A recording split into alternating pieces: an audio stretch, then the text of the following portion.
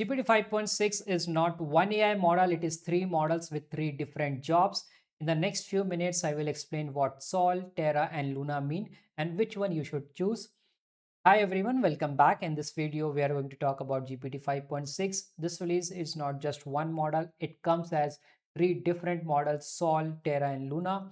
Think of them like three options: the most powerful one, the balanced one, and the fast, low cost one. Let's break it down in simple words.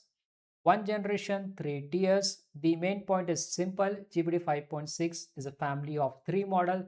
Sol is the flagship model made for the hardest task. Terra is a balanced model made for everyday use. Luna is the volume model made for speed and lower cost. So instead of choosing only one model for everything, viewers can choose the right model for the right job. Now, how to pick the model by the task? Let's understand that when to use each one of them. Sol when the task is difficult, like complex coding, deep research, or security analysis. Terra for normal daily work where you still want good quality but at lower cost. Use Luna when you need to process a lot of simple tasks quickly, like classification, extracting information, routing request, or creating first drafts. Pricing is per 1 million tokens. Here we see the pricing. Sol is the most expensive because it is the most capable. Terra cost about half of Sol, so it's a good everyday option. Luna is the cheapest, so it is useful when you have a very large number of requests. The important idea is that cost matters, especially when an AI system runs thousands or millions of times.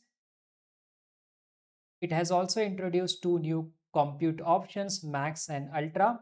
GPT 5.6 introduces these two ways to use more compute. The first one is called Max. This gives the model more time to think, which is useful when accuracy is more important than speed.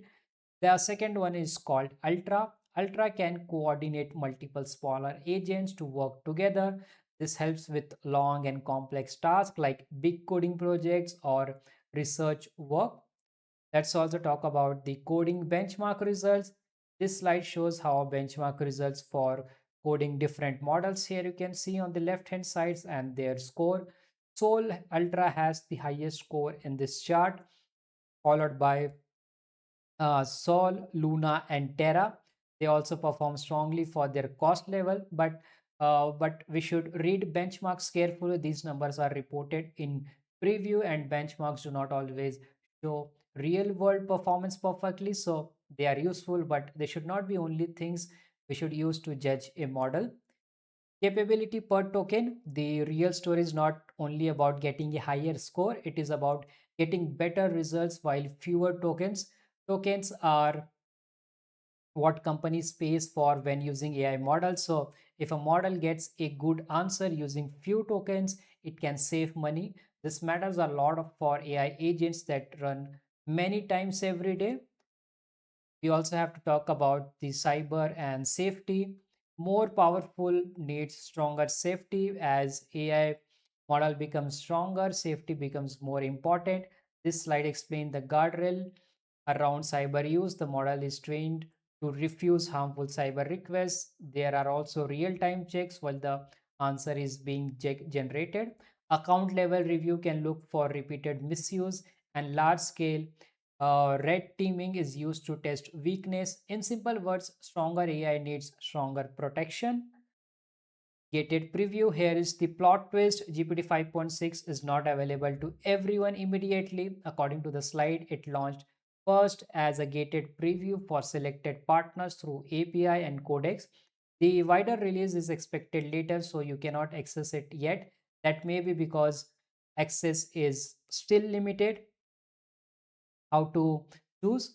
So how you should choose a model: send the hardest work to Sol, move regular high quality work to Terra, especially if you want to reduce cost.